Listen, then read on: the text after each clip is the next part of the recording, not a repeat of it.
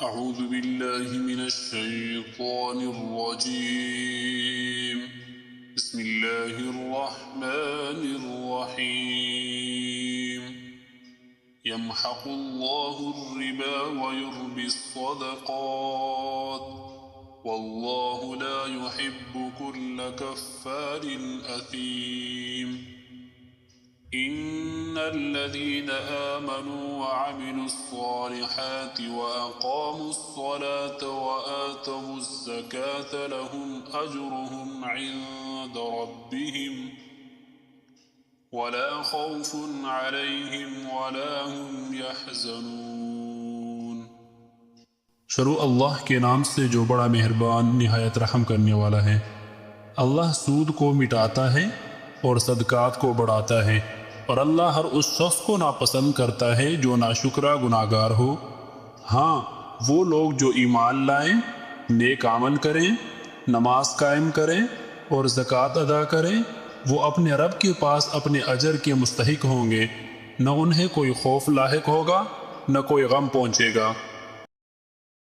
مشرکین کا کہنا تھا کہ جس طرح ہم کوئی سامان فروخت کر کے نفع کماتے ہیں اور اس کو شریعت نے حلال قرار دیا ہے، اسی طرح اگر قرض دے کر کوئی نفع کمائیں تو کیا حرج ہے؟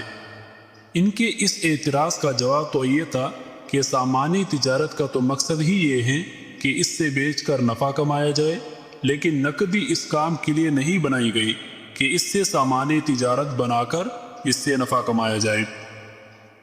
وہ تو ایک تبادلے کا ذریعہ ہے تاکہ اس کے ذریعے اشیاء ضرورت خریدی اور بیچی جا سکیں۔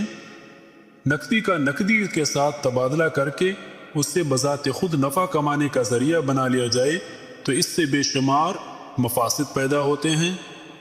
اللہ تعالیٰ نے یہاں بیع اور سود کے درمیان فرق کی تفصیل بیان کرنے کے بجائے ایک حاکمانہ جواب دیا ہے کہ جب اللہ تعالیٰ نے بیع کو حلال اور سود کو حرام قرار دیا ہے تو ایک بندے کا کام یہ نہیں ہے کہ وہ اللہ تعالیٰ سے اس حکم کی حکمت اور اس کا فلسفہ پوچھتا پھرے اور گویا عملاً یہ کہے کہ جب تک مجھے اس کا فلسفہ سمجھ میں نہیں آ جائے گا میں اس حکم پر عمل نہیں کروں گا۔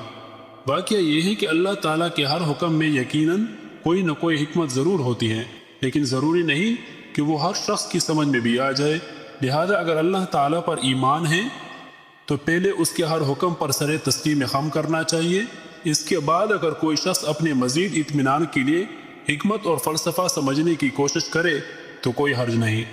سود کا کاروبار برکت سے محروم ہوتا ہے۔ اللہ تعالیٰ فرماتا ہے کہ وہ سود کو برباد کرتا ہے، یعنی یا تو اس سے بالکل غارت کر دیتا ہے یا سودی کاروبار سے خیر و برکت ہٹا دیتا ہے۔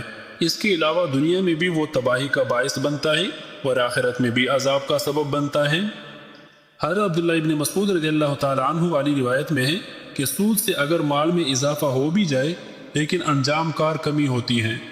مسند احمد کی ایک روایت میں ہے کہ امیر المؤمنین حضرت عمر فاروق رضی اللہ تعالیٰ عنہ مسجد سے نکلے اور اناج پھیلا ہوا دیکھا، پوچھا یہ غلہ کہاں سے آیا؟ لوگوں نے کہا بکنے کے لیے آیا ہے۔ آپ نے دعا کی کہ اللہ اس میں برکت دے۔ لوگوں نے کہا یہ غلہ گرا بھاؤ بیچنے کے لیے پہلے ہی جمع کر لیا تھا۔ پوچھا کس نے جمع کیا تھا؟ لوگوں نے کہا ایک تو فروخت نے جو حضرت عثمان رضی اللہ تعالیٰ عنہ کے مولی ہیں، اور دوسرے آپ کے آزاد کردہ غلام نے۔ آپ نے دونوں کو بلوایا اور فرمایا تم نے ایسا کیوں کیا؟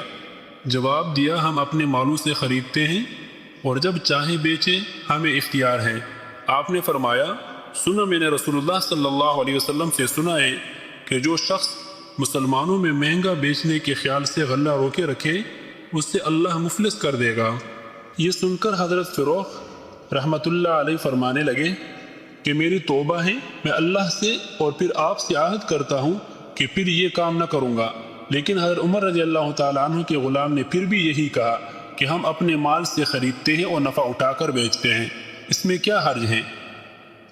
راوی حدیث میں حضرت ابو یحییٰ فرماتے ہیں کہ میں نے پھر دیکھا کہ اس سے جزام ہو گیا اور جزامی بنا پھرتا تھا۔ ابن ماجہ میں ہے جو شخص مسلمانوں کا غلہ گرا باؤ بیچنے کے لیے روکے رکھے اللہ تعالیٰ اس سے مفلس کر دے گا یا جزامی کر دے گا۔ جزامی ایک کوڑ کی بیماری ہے۔ حضرت جابر رضی اللہ تعالیٰ عنہ سے روایت ہے کہ رسول اللہ صلی اللہ علیہ وسلم نے سود کھانے والے، سود کھلانے والے اس کے کاتب اور گواہوں پر لعنت بھیجی ہے اور فرمایا کہ یہ سب برابر ہیں۔ یہ احادیث ہمیں سود کی سنگین نقصانات سے خبردار کرتی ہیں اور اس سے بچنے کی ترغیب دیتی ہیں۔ اللہ تعالی ہمیں سود کا مال کھانے اور سودی کاروبار سے بچنے کی توفیق عطا فرمائے، اور اللہ تعالی ہمیں حلال کمائی کرنے کی توفیق عطا فرمائے۔ جزاک اللہ۔